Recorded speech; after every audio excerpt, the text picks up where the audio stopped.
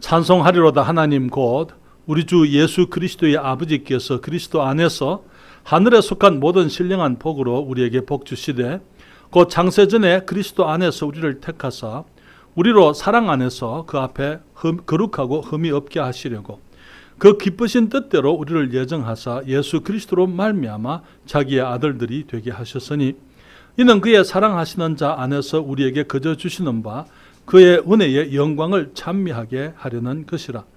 우리가 그리스도 안에서 그의 은혜의 풍성함을 따라 그의 피로 말미암아 구속 곧 죄 사함을 받았으니 이는 그가 모든 지혜와 총명으로 우리에게 넘치게 하사 그 뜻의 비밀을 우리에게 알리셨으니 곧 그 기쁘심을 따라 그리스도 안에서 때가 찬 경륜을 위하여 예정하신 것이니 하늘에 있는 것이나 땅에 있는 것이 다 그리스도 안에서 통일되게 하려 하심이라.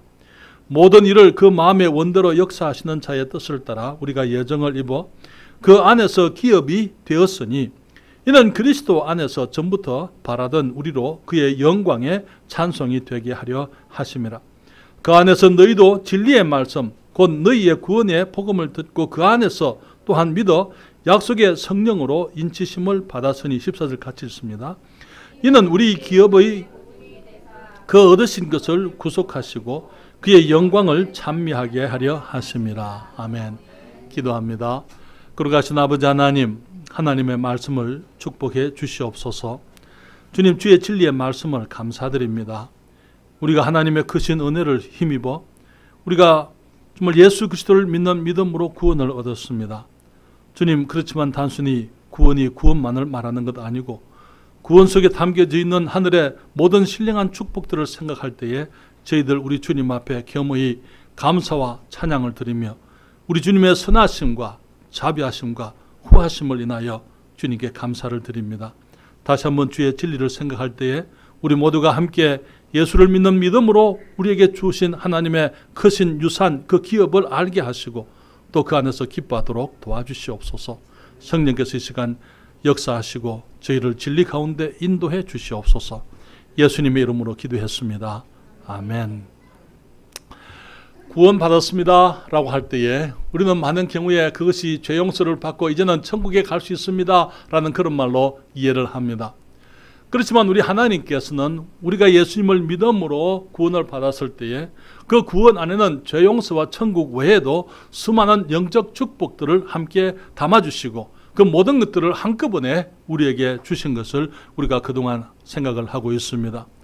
에베소서 1장 3절에 우리가 매주 생각을 합니다마는 찬송하리로다. 하나님 곧 우리 주 예수 그리스도의 아버지께서 그리스도 안에서 하늘에 속한 모든 신령한 복으로 우리에게 복 주셨다. 그렇게 말씀을 하고 있습니다.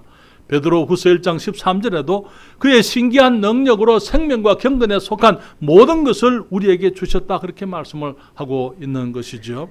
그래서 우리는 구원 속에 있는 여러 진리들을 생각하면서 그 여러 축복들을 생각하면서 먼저 우리가 모든 죄, 예수 그리스도의 피로 우리의 모든 죄가 용서되었다 하는 사실을 생각을 했습니다.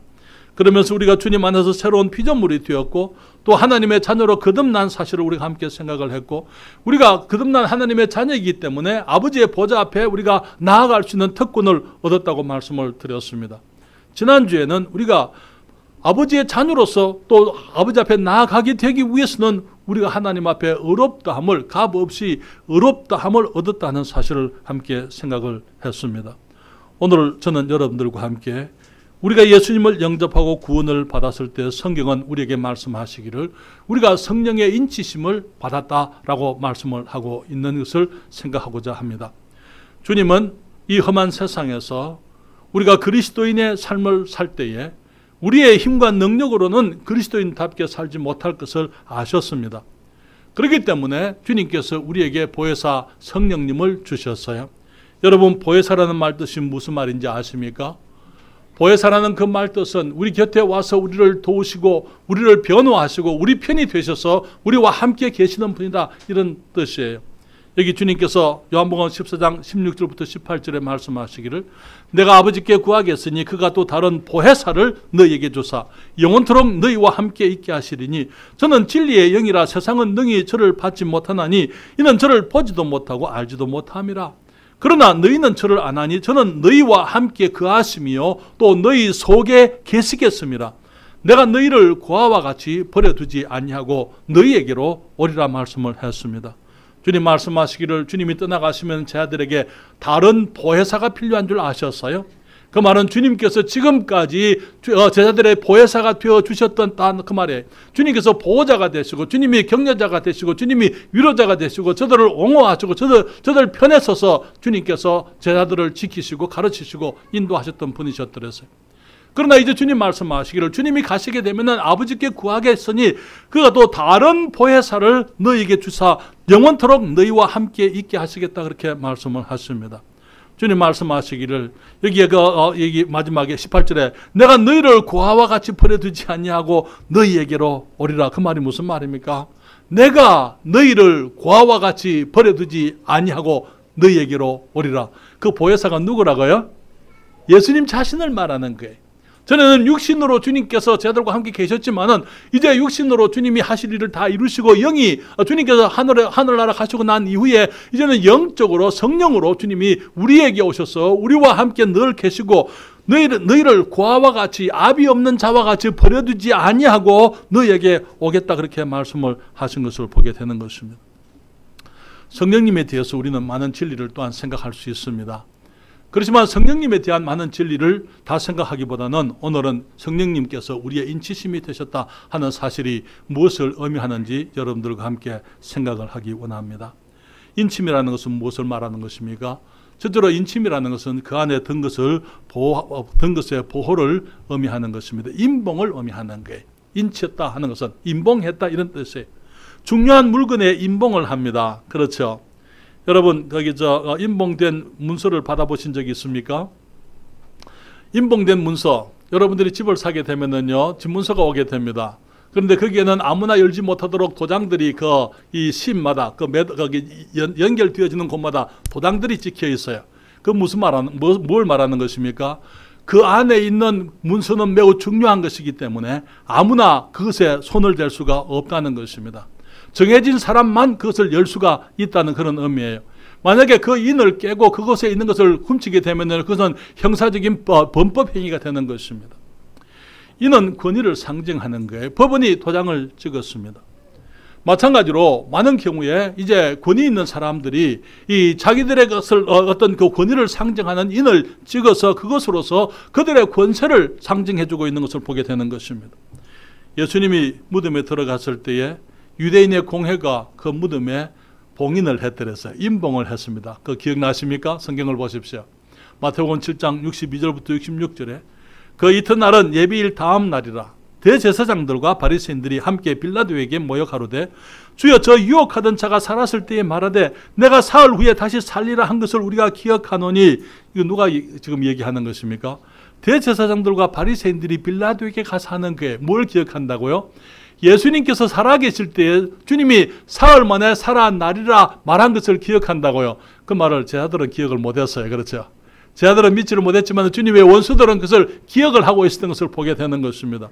그러므로 말하기를 이게 64절에 그러므로 분부하여 그 무덤을 사흘까지 굳게 지키게 하소서. 그의 제자들이 와서 시체를 도둑질하여 가고 백성에게 말하되 그가 죽은 자 가운데서 살아났다 하면 후의 유혹이 전보다 더 될까 하나이다 하니 65절에 빌라도가 가로되 너희에게 파수꾼이 있으니 가서 힘대로 굳게 하라 하거늘 저희가 파수꾼과 함께 가서 돌을 임봉하고 무덤을 굳게 하니라.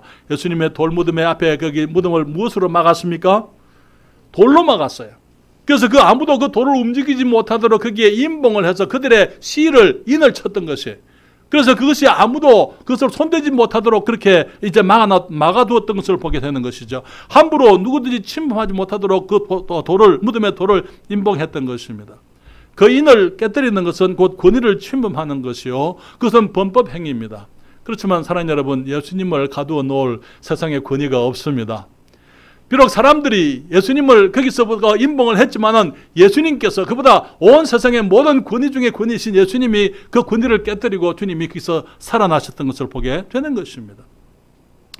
주님 말씀하시기로 성령님은 하나님께서 우리에게 하나님의 권위로 인치신 것이다 그렇게 얘기를 합니다. 우리의 구원이 하나님의 권위로 이제는 우리의 구원은 안전한 것이다 그렇게 말하고 있는 거예요. 여러분 이 인이라 하는 것 말을 영어로는 seal이라 그렇게 seal, S-E-A-L, seal이라고 하는 것입니다. seal이라고 하는 것은 도장을 찍는다 이런 뜻이지만은 또 봉인한다 혹은 마개를 막는다 그런 뜻이 있어요. 웹스터 사전을 찾아보게 되면은 영어 사전 웹스터 사전을 찾아보게 되면은 이 seal이라는 단어를 어떻게 해석하냐면요, 어떤 것의 속에 있는 내용물이 나오지도 못하고 그 속에 다른 것이 들어가지도 못하게 막는 것이다 그렇게 얘기해서 마개인데, 거기에 안에 있는 내용물이 나오지도 못하고 또 밖에서 들어가지도 못하게 만드는 것이다 그렇게 얘기를 했어요. 여러분 한국에서는 통조림으로 과일이나 채소를 보관하는 그런 일을 잘 안 하죠. 우리는 주로 이제 절여서 김치나 혹은 장아찌나 그런 것들을 통해서 우리가 이제 이 보존을 하는데, 미국에서는 이 통조림을 만듭니다. 그런데 회사에서 공장에서 만드는 것이 아니고 집에서도 만들어요. 저도 미국에 있으면서 우리 집에서 그 통조림을 만든 적이 있습니다. 포도를 누가 주셨는데 너무 많이 주셔가지고 그걸 다 한꺼번에 처치할 수가 없어요. 그래서 통조림 이제 병을 사서 그것을 이제 통조림을 해서 이제 1년 내내 몇 년이든 상관없어요. 보관을 하게 되는 것입니다. 여러분 그거 어떻게 하는지 아세요? 이제 물론 이 병을 깨끗하게 소독을 하고 거기에 이제 이 과일이나 채소들을 넣고 그것을 끓는 물 속에 팔팔 끓이는 거예요. 그게 이제 그 뚜껑은 더 닫지 말고 물은 넣을 수 있습니다만은, 그렇게 하고 난 다음에 그것을 이제 펄펄 끓을 때에 불을 끄면서 식기 시작할 때에 마개를 막는 것입니다. 마개는 꽉 막질 않아요. 살짝만 막아도 돼요. 왜냐하면 안에 이제 이 온도가 내려가게 되면은 그것이 뚜껑을 당기는 거예요. 그러면서 거기에 고무 마개 같은 것이 얇은 고무가 돌아가 있는데 그것이 당기는 거예요. 그러면은 이제 그 고무 때문에, 그 고무 실 때문에 그 안에 있는 것은 쏟아지지 않습니다. 또 바깥에 그 어느 것도 들어갈 수가 없어요. 언제든지 영구적으로 그것은 보존이 될 수가 있는 거예요. 하나님께서 말씀하시기를 요한복음 10장 28절 29절에 내가 저에게 영생을 주노니 영원히 멸망치 아니할 터이요 또 저희를 내 손에서 빼앗을 자가 없느니라. 저희를 주신 내 아버지는 만유보다 크심에 아무도 아버지 손에서 빼앗을 수 없느니라. 우리 주님께서 우리에게 영생을 주셨는데요, 우리가 주님의 손 안에 들어 있습니다. 그리고 우리 주님은 아버지 손 안에 들어 있습니다.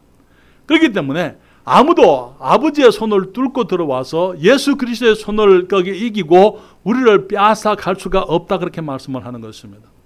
그래서 그것을 성령께서 오셔서 우리 가운데 계실 때에 그것이 성령께서 인치신 것이다. 그래서 아무도 우리를 빼앗아가거나 우리를 해칠 수가 없다. 그래서 성령의 인치심이 우리와 함께 있다고 성경이 말하고 있는 것입니다. 인침은 또한 결합을 의미하기도 하는 것입니다.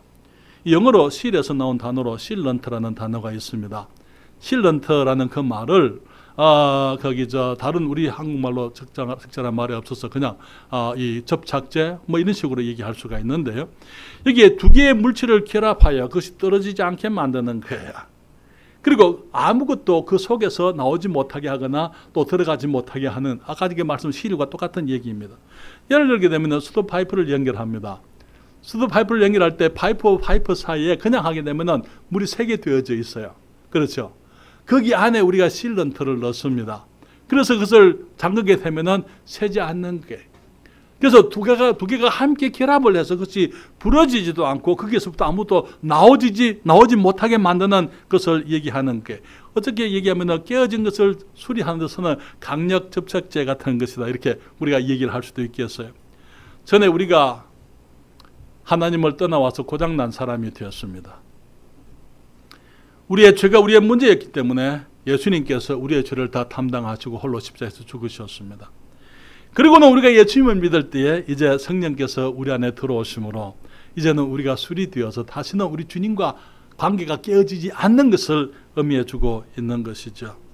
그래서 성경은 말씀하시고 로마서 8장 38절과 39절에 내가 확신하노니 사망이나 생명이나 천사들이나 권세자들이나 현재 일이나 장래 일이나 능력이나 높음이나 깊음이나 다른 아무 피조물이라도 우리를 우리 주 그리스도 예수 안에 있는 하나님의 사랑에서 끊을 수 없으리라. 여러분, 성령님께서 우리에게 인치셨다는 말이 무슨 말입니까? 우리는 영원토록 하나님의 보호하심을 받는다. 우리는 영원토록 안전한 사람들이다. 세상에 그 어느 것도 우리를 해칠 수가 없고 어느 것도 하나님을 이기고 우리를 빼앗아갈 수가 없고 우리의 구원을 한번 구원받은 것은 영원토록 우리가 구원받은 것이기 때문에 그것은 다른 그 어느 것도 해칠 수가 없고 그것을 빼앗아갈 수가 없는 것이다 라는 것을 의미하는 것입니다. 또한 인치심은 소유권을 의미하기도 하는 것입니다. 여러분, 인이라는 말이 무슨 말입니까? 인장집에 여러분 다녀오셨어요? 그 인장이 뭐예요? 도장을 말하는 거예요. 도장 파는데 여러분 가셔서 도장 파신 적이 있습니까? 예, 저도 여러 번 도장을 판 적이 있습니다. 인을 친다 혹은 도장을 찍는다, 그 말은 그 어떤 물건의 소유권이 도장의 임자에게 있음을 의미하는 거예요. 그렇습니까? 저는 책을 사게 되면은 책을 사는 즉시 하는 것이 거기다가 제 서명을 하는 거예요. 제 서명을 하면서 거기에다가 날짜를 적습니다. 그리고 장소를 내가 어디에서 그 책을 구입했는지 책을 적습니다. 왜 적습니까? 만약에 안 적으면 어떤 사람이 가져가 자기 것이라고 그러면 내가 어떻게 뭘로 증명할 거예요? 그렇잖아요. 그러니까 내가 어떤 책을 구입하게 되면 거기에다가 반드시 제 이름을 저기다가 적는 것입니다. 사랑하는 여러분, 인을 치는 것은 소유권을 의미하는 것입니다. 우리가 예수님을 모실 때에 성령께서 인을 치셨습니다. 그 말이 무슨 말입니까? 우리가 예수님 것이 됐다 그 말이에요. 그렇습니까? 주님 말씀하시기를 그 안에서 너희도 진리의 말씀 곧 너희의 구원의 복음을 듣고 그 안에서 또한 믿어 약속의 성령으로 인치심을 받았느니라. 성령께서 우리에게 들어오시게 될 때에 이제는 우리가 주님의 것으로 인정이 됐다. 주님께서 도장을 찍으셨다. 너는 내 것이다 라고 주님이 주장하시고 주님이 확정하시고 주님이 내가 주님의 것이 됐다고 선언하시는 것을 의미하는 것입니다. 우리 구약 성경에 보게 되면 하나님께서 이스라엘에게 이렇게 말씀을 하셨어요. 야곱아, 너를 창조하신 여호와께서 이제 말씀하시느니라. 이스라엘아, 너를 조성하신 자가 이제 말씀하시느니라. 너는 두려워 말라. 내가 너를 구속하였고 내가 너를 지명하여 불렀나니 너는 내 것이다. 주님께서 이스라엘을 내 것이라고 말씀을 하셨어요. 이제는 주님께서 우리가 주님의 기업이 주님의 그 기업, 주님의 유산 되었다고 성경에서 말하고 있는 것이죠. 여기에 에베소 1장 11절 말씀을 잠깐 볼까요? 같이 읽겠습니다. 모든 일을 그 마음의 원대로 역사하시는 자의 뜻을 따라 우리가 예정을 입어 그 안에서 기업이 되었으니, 이 말이 무슨 말입니까? 모든 일을 그 마음의 원대로 역사하시는 자의 뜻을 따라 우리가 예정을 입어, 구약에서는 이스라엘 백성들을 보고 주님이 너는 내 것이라 그렇게 말씀을 했지만은 이제 신약에 와서 우리가 모든 일을 마음의 원대로 역사하시는 자의 뜻을 따라 우리가 예정을 입어서 그 안에서 기업이 되었으니, 누구의 기업이요? 이 기업이라는 것은 유산을 말하는 거예요. 누구의 기업? 예수 그리스도 우리 주님의 기업이다 그 말인 거예요. 우리가 예정을 입어서 그 안에서 예수님 안에서 우리 예수님의 기업이 되었다. 우리가 주님의 것이 됐다 이렇게 말하고 있는 거예요. 예수께서 우리를 값주시고 사셨습니다. 맞습니까? 그래서 우리가 그분의 기업, 그분의 유산이 되었다. 다시 말하면 하나님께서 우리 예수님에게 주시는 유산, 기업, 그것이 바로 우리들이다. 그렇게 주님이 말씀을 하고 있는 것입니다. 그래서 우리를 기업으로 얻으시려고 주님이 우리를 살리시려고 주님이 십자가에서 죽어주셨더랬어요. 우리에게 영생을 주시려고 영원한 주님의 생명을 그 값으로 지불하시고 우리에게 영생을 사서 우리에게 주셨던 것입니다. 그렇기 때문에 우리가 우리 주님의 영원한 기업, 우리 주님의 영원한 유산, 우리 주님의 영원한 소유라는 것입니다. 한 소년이 모형 배를 만들었습니다. 우리 한국에도 그런 것이 있을 줄 생각이 되는데요. 미국에서는 아이들에게 생일 선물이 되면은 이 모형 키트를 사줍니다. 그래서 이제 저는 저 혼자 있을 때 우리 아이를 위해서 이 장난감 집을 하나 만든 적이 있어요. 그게 보면은 그 인스트럭션이 다 있어가지고 어떻게 만들면 된다 그 따라서 한 소년이 이제 배를 만드는 것을 이제 그 키트를 샀어요. 그래서 그 키트에서 말하는 설명서를 따라서 이 배를, 근사한 배를 하나 만들었습니다. 그리고 배의 모든 부품이 다 들어가게 되고, 거기에 이제 배가 멋있게 지어졌습니다. 그리고 이제 바깥에 색칠도 예쁘게 해가지고 이제 배를 완성했어요. 그리고 그 배를 가지고 이제 냇가로 갔습니다. 물에 한번 띄워보려고 냇가로 가서 물을 띄웠어요. 그런데 띄우자마자 물살이 너무 세가지고 그만 흘러가 버리고 말한 거예요. 아무리 손님이 쫓아가도 그 배를 잡을 수가 없었습니다. 잃어버렸어요. 마음이 얼마나 상했겠어요. 그렇죠? 그런 가운데 한 번은 나가서 이제 동네에 갔는데 장난감 가게에 불쳐나니까 그 배가 진열대에 나와 있는 거예요. 그래서 주인을 찾아가서 말합니다. 사장님, 저 배는 내 겁니다. 내가 만들었습니다. 내가 이 배를, 키트를 사가지고 내 손으로 만들기 내 것입니다. 그때 그 사장이 하는 말이, 가게 주인이 하는 말이, 내가 그것을 돈으로 샀기 때문에 네가 만약에 원하면 네가 돈을 가져오면 내가 주겠다, 그렇게 얘기했어. 그래서 아이가 집으로 갔어요. 돼지 저금통을 꼈습니다. 돈을 가지고 와서 주인에게 돈을 주고 자기 배를 도로 샀어요. 그리고 하는 말이, 이제는 내가 너를 2번 샀다. 나는 너의 영원한 주인이다. 내가 다시는 잃어버리지를 않을 것이다. 처음에 하나님께서 우리를 지으셨습니다. 우리가 범죄했을 때 우리를 잃어버리고 말았더랬어요. 잃어버린 우리를 찾아 주님이 오셔서 주님이 자기 생명을 값주시고 우리를 다시 사신 거예요. 이제 우리가 예수를 믿을 때에 주님께서 성령님을 우리에게 주시면서 인을 치시고는 다시는 잃어버리지 않겠다고 주님이 선언하신 것을 보게 되는 것입니다. 성령께서 우리를 인치셨다면 그 말은 우리가 주님의 것이다, 그 말이고, 그것은 우리가 더 이상 우리 것이 아니다, 그 말이에요. 고린도전서 16장 19절 20절, 너희 몸은 너희가 하나님께로부터 받은 바 너희 가운데 계신 성령의 전인 줄을 알지 못하느냐. 너희는 너희의 것이 아니라 값으로 산 것이 되었으니 그런즉 너희 몸으로 하나님께 영광을 돌리라. 우리가 누구 겁니까? 우리 주님의 거예요. 예수님 거예요. 하나님의 거예요. 그렇기 때문에 우리가 우리 몸을 가지고 하나님께 영광을 돌리라, 그렇게 말씀을 하고 있는 것입니다. 로마서 14장 8절 9절에 말씀하시기를, 우리가 살아도 주를 위하여 살고 죽어도 주를 위하여 죽나니 그러므로 사나 죽으나 우리가 주의 것이로라. 이를 위하여 그리스도께서 죽었다가 다시 살으셨으니 이는 곧 죽은 자와 산 자의 주가 되려 하심이니라. 성령께서 우리의 인치심이 되셨습니다. 그 말은 성령께서 우리의 보호, 우리를 지키시는 분이다, 그 말이에요. 성령께서 우리의 인치심이 되었습니다. 그것은 우리가 주님의 것이 됐다. 인치심은 소유권을 의미하는 것이라고 말씀을 드렸습니다. 또 한 가지 말씀을 드리면요, 인치심은 약속이나 계약의 종결을 의미하는 것입니다. 주님께서 세상에 오실 때 새로운 언약을 세우고자 하셨더랬어요.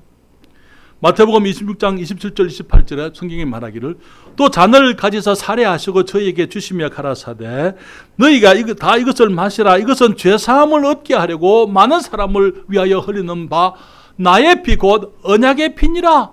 주님께서 새로운 언약을 이루시기 위해서 피를 흘리시겠다고 주님이 약속을 하셨어요. 그래서 주님께서 이제 그 피를 흘리시는 것을 언약의 피라 주님 말씀을 했습니다. 고린도전서 11장 25절에 사도 바울은 이 피에 대해서 이렇게 말하죠.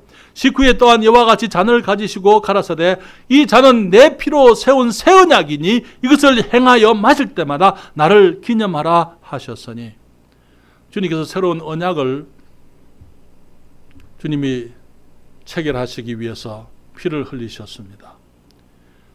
예수님께서 우리의 모든 죄를 위해서 죽으시고 장사하고 부활하셨어요. 우리 죄를 위해서 해결하실 그 모든 일을 우리 주님이 홀로 다 하셨습니다. 계약이 어떻게 체결이 됩니까? 일방적으로 체결이 되는 게 아니에요. 언약이 있었는데 주님이 언약하신 것에 대해서 우리들이 반응을 보일 때에 그때에 계약이 체결이 되는 거예요.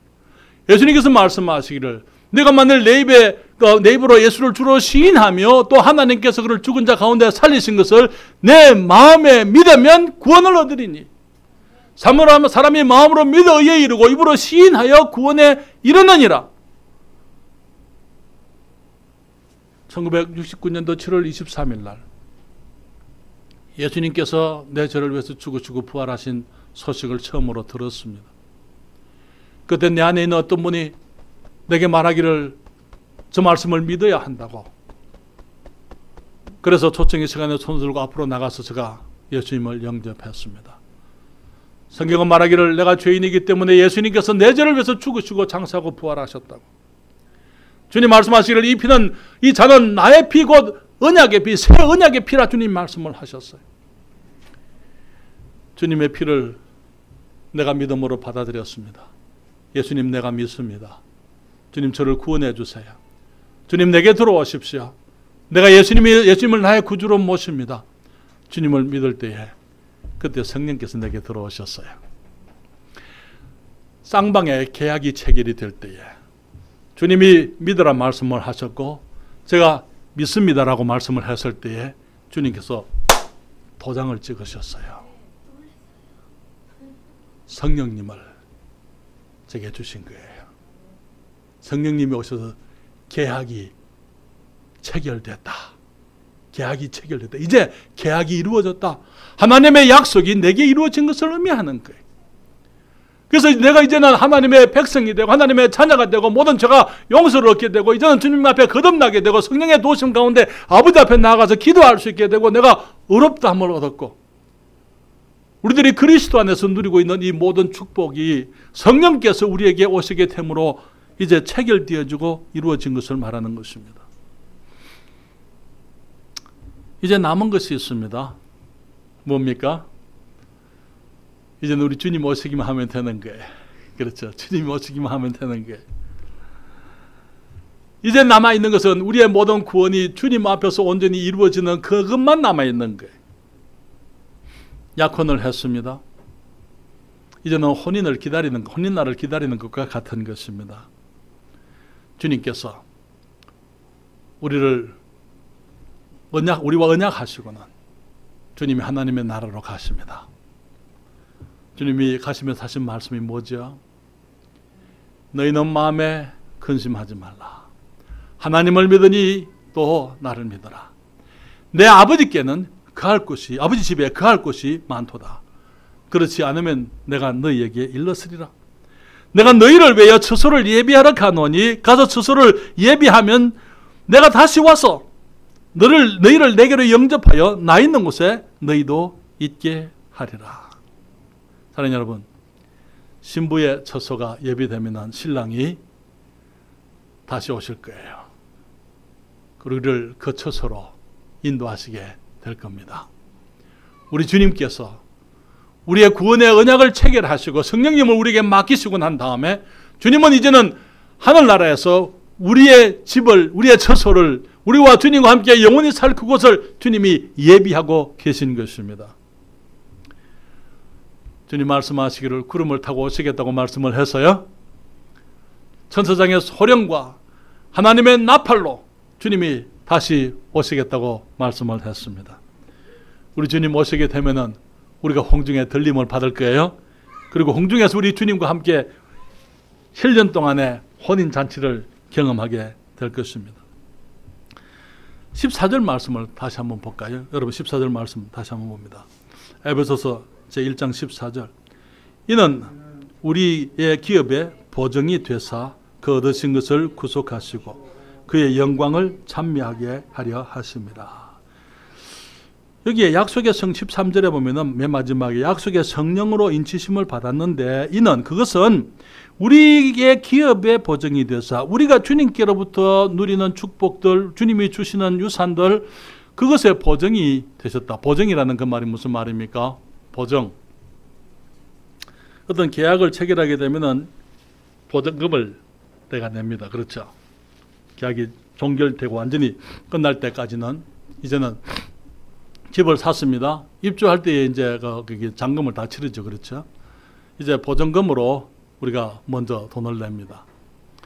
우리 구원의 성령의 인치심이 우리 구원의 보증금이다. 그렇게 얘기하고 있어요. 하나님께서 우리에게 보증금을 주신 거예요. 이제 마지막은 언제 우리가 다 봤습니까? 우리 주님 재림하시게 될 때, 그때 모든 것이 이루어집니다. 여러분, 또 달리 얘기하게 되면은요, 성령님은 무엇과 같으냐면은 약혼자가 약혼녀에게 주는 반지와 같은 거예요. 성령님께서 우리가 예수님을 믿을 때에 너는 내 것이다. 내가 약속했다. 내가 너를 지킨다. 성령님을 모신 사람들은 자기가 성령님을 모시고 있는 줄을 압니다. 그렇죠? 하나님의 말씀을 읽을 때 말씀을 깨닫게 돼요. 목사님의 설교를 들으면 내 안에서 누군가가 내게 얘기를 하는 분이 있어요. 우리 성령님께서 하시는 거예요.